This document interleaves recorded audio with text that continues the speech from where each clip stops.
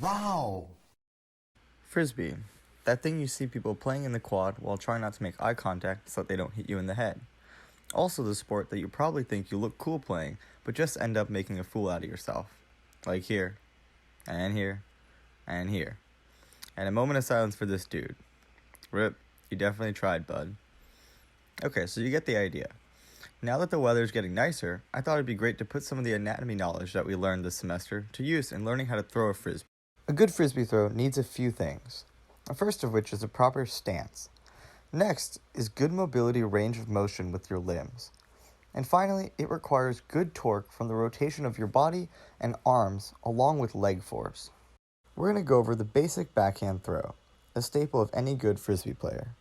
To start, have your body in a relaxed anatomical position. From here, use your hip abductors and flexors to take a step out wide while plantar flexing your foot into the ground.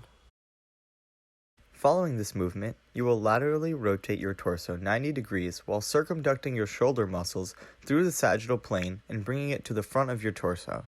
In order to properly perform the backswing, there are 3 things that are required.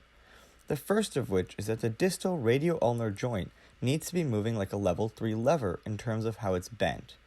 The second is that there needs to be circumduction of the shoulder through the sagittal plane.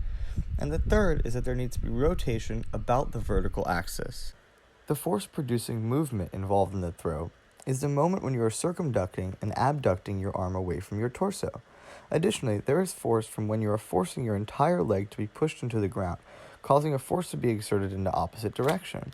These 2 forces acting in conjunction yields a great deal of inertia for the frisbee and a lot of force from your shoulder girdle down through your phalanges. This force mixed with the weight of the frisbee causes a movement that produces enough inertia that allows the frisbee to fly. The critical instant of a throw is the release. This is when you take all the energy and force created in the previous steps and produce the inertia to cause the frisbee to hopefully fly in a straight path. The main thing is to flick your wrist to put some spin on the disc and to release the disc while it is pointed at your target. The follow-through is one of the most important parts of making a throw accurate. Without a follow-through, there is actually enough force generated to break your arm if you are not careful. During the follow-through, you are circumducting your arm again through the sagittal plane, but this time you are letting your arm swing as far as it can go, causing it to slow down. This reduces the inertia, making it easier to stop your arm. So now it's your turn to get out there and try it for yourself. Get wild with it, because you never know where Frisbee will take you. From on top of a Hawaiian volcano, to a group of strangers in Zambia, to a team and family I'm proud to call myself a part of. So thanks for listening, and happy tossing.